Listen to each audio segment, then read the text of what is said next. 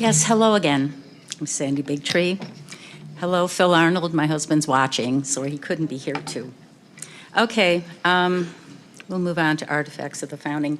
I had shown you a coin earlier that was minted by the U.S. Mint in January. It was very problematic around for the Haudenosaunee, but there was a coin also minted in 1988. So that is going to be a little more interesting. I'll give you a little background to that. In 1988, the House Resolution of 331, the concurrent resolution, acknowledged the contributions of the Iroquois Confederacy of Nations to the development of the United States. This was during the Reagan administration. I'm not sure he was aware of that, but you know, it was quite a landslide to see this acknowledgement by a minted coin of the United States. So they acknowledged all the contributions of American democracy going back to the Haudenosaunee. This is a picture of the coin.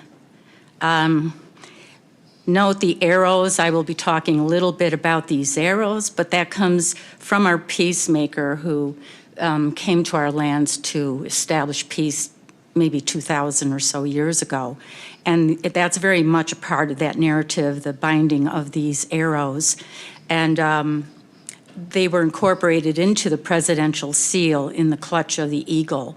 The eagle sits atop our great binding piece. We have an image, it's a white pine tree, and it has an eagle on the top that's always looking for any warning, any danger impending, so they can warn the Confederacy of how to address it before it turns into blown conflict, right? So whenever you look at the presidential seal, just know that clutch of arrows takes you back to this contribution the Haudenosaunee had. The next slide, it's such a complex history, and I'm listing all these books that are available to read that can go into much more in-depth explaining this. Exiled in the Land of the Free, The Forgotten Founders, Basic Call to Consciousness, Native Roots, How the Indians Enriched America, and Indian Roots of American Democracy. This last book, The Dawn of Everything, A New History of Humanity, you can read about the Wyandot speakers in Europe influencing the Enlightenment thinkers of that time. This is the late 17th century. We also have websites, indigenousvalues.org, where you can read more about this information. My husband's book that just came out recently is also mentioned on that website. We didn't include it up here for some reason. It's open access, so it's free. I mean, the message is much more important than making a lot of money, so it's been made free for your accessibility. We also have another website, doctrineofdiscovery.org. And that's going really, that's a whole new topic. Maybe you have not heard of this one. But we had a conference a couple years ago, and it was funded by the Luce Foundation, and we came out with just an extraordinary publication just last week, and that too is available on free, or it's available free, so go on that site to access that as well. I'm showing a book that came out. This is the first published book by the British, written by Cadwallader Colden.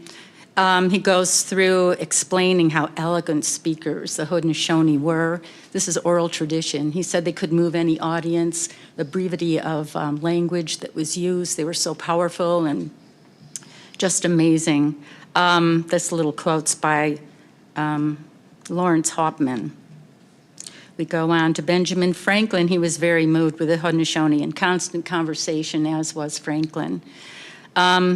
This book by let me see.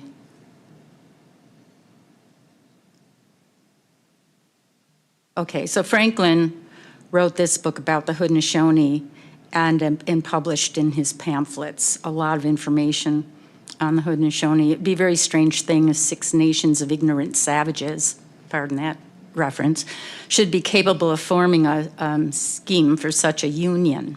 and be able to execute it in such a manner as that it has subsisted for ages and appears indissoluble, and yet that a like union should be impractical for 10 or a dozen English colonies to whom it's more necessary. Well, you can read on.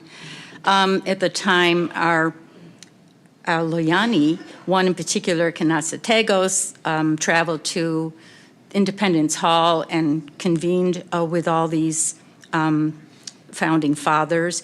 He spoke of the peacemaker and those bundle of arrows. And one of the references, you take one arrow and you can snap it.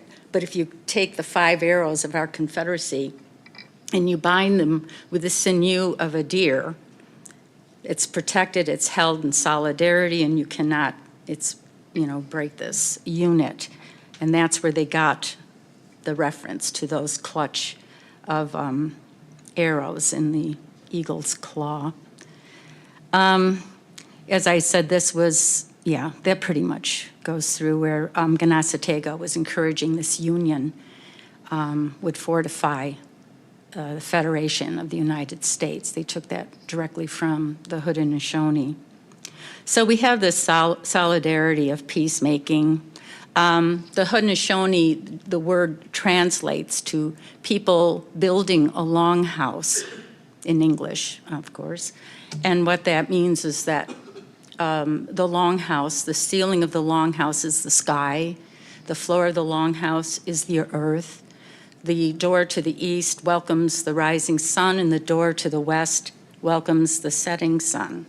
So it's this whole integration with life and vitality of the natural world that sustains us. Okay, so this is what people greet when they come here from Europe. Let's enter now to Columbus. I don't know how many are aware that he sailed on the dictates of what's called the doctrines of Christian discovery. And these are a line of papal bulls that were written in the 15th and 16th century. The first one that was written was in 1452, Dum Diversus, and it pertained to Africa, and it was written by Pope Nicholas, authorizing Alfonso V of Portugal. And this is an excerpt taken from the decree. You are to invade, capture, vanquish, and subdue all Saracens and pagans, to reduce their persons to perpetual slavery, and to take away all their possessions and property. After Columbus landed on the Americas, he wrote a report to the Borgia Pope. The Borgia family were notorious merchants at the time. Pope Alexander VI wrote the next papal bull that pertained to America after he heard there was gold in these lands. And it was within weeks of Columbus's correspondence to the Pope.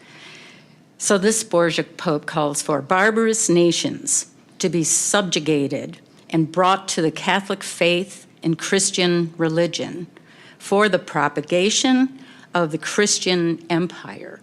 So this is for the establishment of Christendom. The vision was to encircle the globe.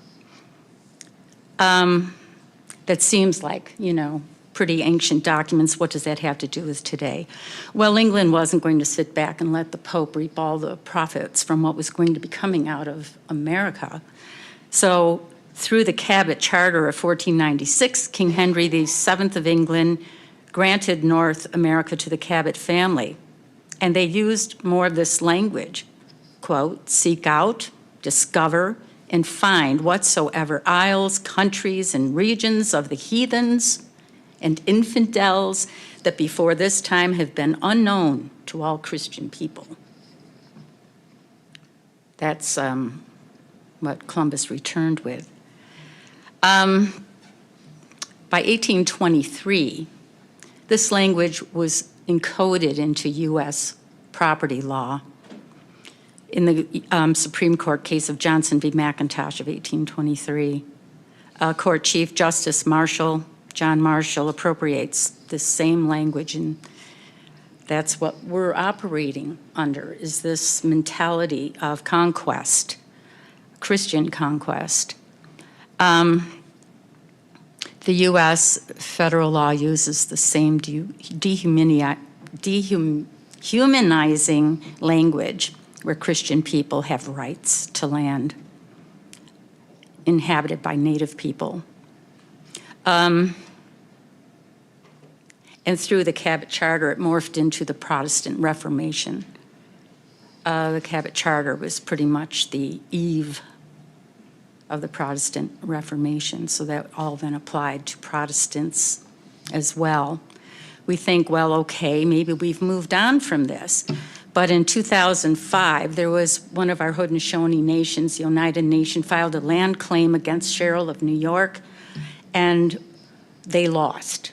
And so the very first citation in that opinion, which was written, by the way, by Ruth Bader Ginsburg, the most liberal judge on that, seated at that time, she wrote, "Under the doctrine of discovery, fee title to the lands occupied by Indians when the colonists arrived became vested in the sovereign, first the discovering European nations, and later the original states and the United States." So this is something very active today. This is how the courts deal with Native land rights that we come into. So it's something to pay attention to. I also want to say that when the Haudenosaunee were talking to the founding fathers, Joseph Smith was right in the heartland of the Haudenosaunee. Those tablets were found in the Seneca Hills of Gomorrah, right? So he too was influenced, as were all the people involved in the burned over district. It was a very inspirational time, and there's a great effort to keep this silenced as well, as you can see, these documents. Okay, thank you.